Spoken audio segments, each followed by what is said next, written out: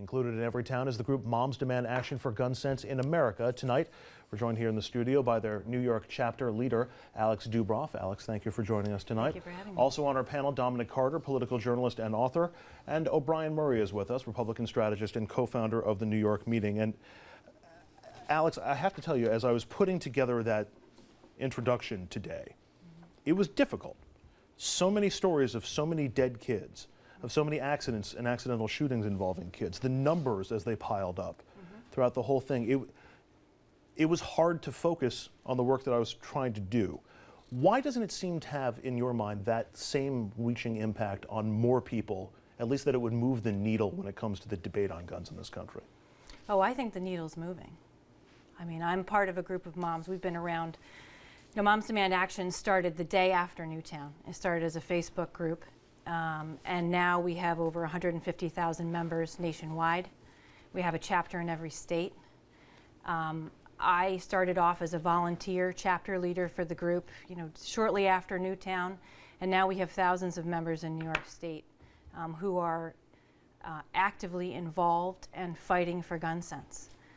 So I do think the needle is moving. I mean, there have been successes in states across the country where moms have been pressuring, for example, the governor of Tennessee just vetoed a law that would have allowed guns in parks, like where you take your kid to go on the swing, and also guns in public places and at public events. And moms have been pressuring. We have moms on the ground in every state pressuring our politicians and holding them accountable and asking them to do the right thing for our children.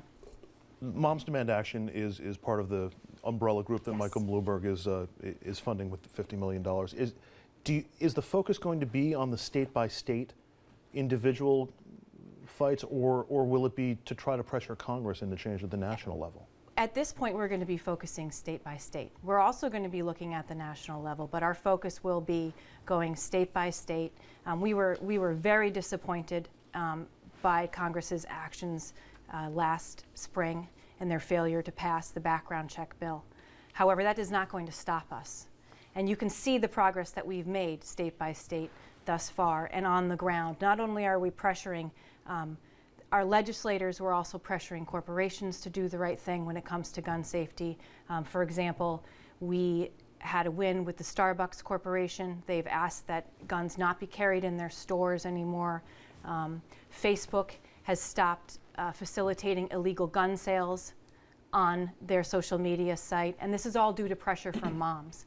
Moms like me on the ground who have never done any sort of activism before in their lives, who have been just pushed into action by the tragedy of Newtown. And also for me, it's the knowledge that I gained after that there are nearly 8 kids every day who die in this country from gun violence. And there are things that we can do about that, common sense things that we can do to lower those numbers and make our children safer. Alex, it does seem like you're fighting an enormously uphill battle, and I know you say that you think that the tide is turning or that you're making progress, but when we're talking about trying to keep guns out of parks, or the victory with Starbucks that you mentioned, which isn't even a ban on guns in their stores, it's simply asking customers. I mean, it does seem on so many fronts like the fight for gun control is moving backwards. I would disagree with you. You do? Especially with the pledge from Bloomberg for the $50 million. We are going to go toe-to-toe with the NRA. How are you going to do that? We are going to make sure that our legislators are held accountable for their views on gun safety. If they do not support gun safety, we will vote them out. We will be bringing 1 million new voters to the polls this fall, voting on gun sense. That is what we are going to do. They have decades ahead of us in the way that they've practiced getting their way and through the legislation and through legislature. But we're catching up, and we're gonna play their game, and we're gonna win because we have the power of moms, and we have the love of our children, and we have our passion, and that is why we will win. Opie, if you were counseling the folks at the NRA, if you were at an NRA, do you think the NRA is worried at all about this movement? I think the first thing here, and the most important thing, is to thank you for being involved in the process, because I think women like yourself, men, women, the children in the society, that's what this country is about. That is what we all get involved, no matter which side of the aisle we're from. We all are part of a community. We come together and say, this is what we all want. And we work together and reach across the aisle to try to do things. And I think one of the challenges here, and by the way, you guys have successes that you've accomplished. And Andrew, I disagree with you. Alex is right. They've taken social media, and they met on social media. They got Facebook. I didn't realize it was your group that had done it, but Facebook, there was illegal activity somewhere, and no one called them on it. If it's illegal, it shouldn't be done. And even the NRA agrees. If it is illegal today, it shouldn't be done. Okay, number one. Number two, they've got someone that gave them $50 million. That's significant. They didn't have that 2 years ago. So when you look at some accomplishments they have, they should be commended for what they're trying to do here. The difference is, right now, from the NRA's perspective, they're 140 years old. That's 14 decades. You'd say they've got decades of experience in this, and they are extremely well organized. And after Newtown, they've gotten more members because people that were on the sidelines decided, hey, wait a second, this president made this political on the day of a tragedy. He stood up at if I'm not mistaken, the White House that day and said, we must stop this, we must take action, it is wrong. That's not that politicizes it. He did a terrible thing that day for that cause. Do you really, I was with you up until I took a 10 shot at the seconds. president? Do you really believe the president made this political when he's speaking up for all of those kids that died in Newtown? I'm going to tell you, as far as I believe, the minute I saw that and the people and what they said and what I heard about that, he took a tragedy. He could have waited a week before he made it political. So the president of the United States, when kids were executed in a classroom, the president of the United States should have said nothing. He should have said nothing. I didn't say that. So what should he have said? What should he have said? If you read his speech, and I didn't pull it today, but if you read the speech, and I remember distinctly where I was that day when I heard him giving the speech, he went from remembering the people, the children, frankly, more than anything, that died in this tragedy and never should have been in harm's way that day at all, okay? And went to, we will go to Congress and fight this. He never should, whatever he said along those lines that went that way that day, the president should not have used that day to do it. And he took an event and made it political. And I think that was the beginning of the downfall. And what I'm getting at is this. The NRA grew its membership after that. After the SAFE Act, the NRA grew its membership. And it's because the other side politicizes the issue. That their membership grew, but I would agree with you in the sense that maybe the NRA membership has grown. However, 74% of NRA members support background checks for every gun sale. That is what we are talking about here. So this is the first time in 15 minutes the word background check has come up. What happens when the issue of any kind of gun control has been coming up lately, the Democrats politicize it and pile things on and dress it up and make it more than just one specific issue. Okay. And they then go out and use it and say, we will run against you and use this against you, and they make it political. Instead of trying to work together, they make it adversarial. We are not a partisan organization.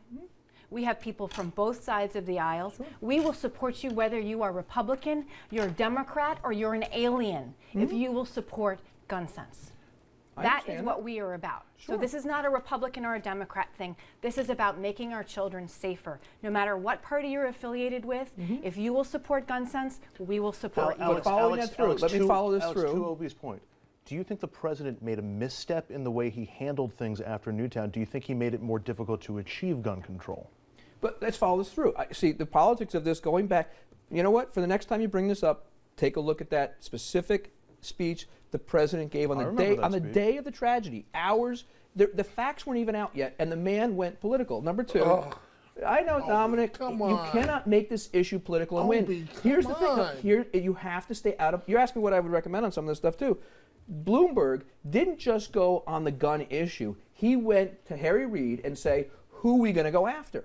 He made it political. So when the money comes in from George Soros and Mike Bloomberg, and they say we're going to take over control of something, that takes away the argument of it not being political. You sit here today and say we support Democrats and Republicans. I believe you, and your members do. But when the other people in the fight don't do that, it takes away that argument. Andrew, you know what's good about this debate tonight? There is nothing that's more effective than a mother or mothers who are energized, pissed off, and they're not going to take it anymore. Everybody has a mother, even the politicians, excuse me, that are blocking gun control. Very nice. They have mothers as well. And as you can see here, they're not going to take it anymore. Let me ask the most basic question I can in all of this. Don't we have to do something? Don't we have to do something to reduce the number of people who are dying as a result of gun violence every year? I'm not saying what that something is. Background checks have come up. That was attempted and that got shot down. Talking point number 2 now. Guns don't kill people. People kill people. Q. I would those are your words, Okay. not mine. They're the NRA's Okay. words. But let me go back. What I would go to, though, is the mental health issue in this country is significant.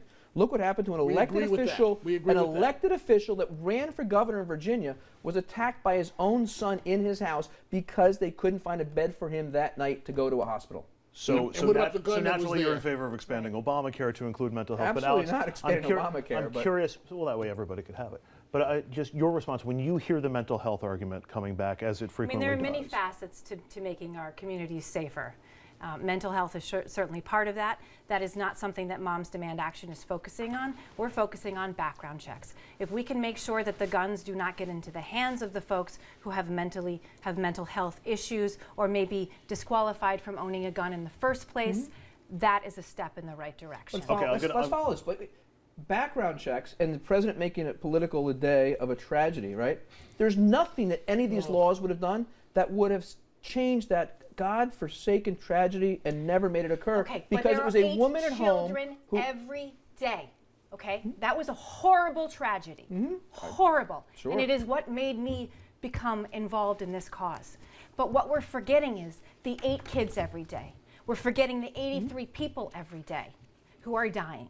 Many of those could be saved by a background check. So when I hear that argument that it would not have stopped those mass shootings, that may be correct. But there are many lives that could be saved on an ongoing basis by background And checks. this is an example of one side making it political. Not you. But what if the he didn't have others a gun? around that What if he fight. didn't have a gun? What if he didn't have a gun? Who? When he went to school that day in Connecticut. What if he didn't have a gun? But the fact is, You said nothing would have stopped it. That's what correct. What if He got it laws from had his worked mother. in this country? His What if the mother laws legally had had worked in weapons. this country? His mother legally had the guns. But He what if, was never but issued what- the but guns. what if His he didn't- mother But what if he was didn't have the the one. gun? What if he didn't have Nobody it? would have died. So Dominic, you're for eliminating weapons, the Second Amendment, and taking the Second Amendment out of everyone's hand in this country. No matter what, bar none, no excuse, that's it. You're for total elimination of any weapons for individuals to own. That is the Second Amendment of our Constitution. Basically. Okay. All right, we're going to take a break, and before we do, we want you to head to Facebook and Twitter, sound off on today's question. What is the biggest change you would like to see in gun laws, if you would like to see any changes at all? And up next, we're going to take a somewhat different angle here, away from the laws and the politics to the public perception of guns and the fight for hearts and minds. Are guns just too cool, too acceptable for any meaningful gun control to happen? And can anything be learned from the campaign to stem drunk driving or to stem smoking? We're going to get into that when RFL continues.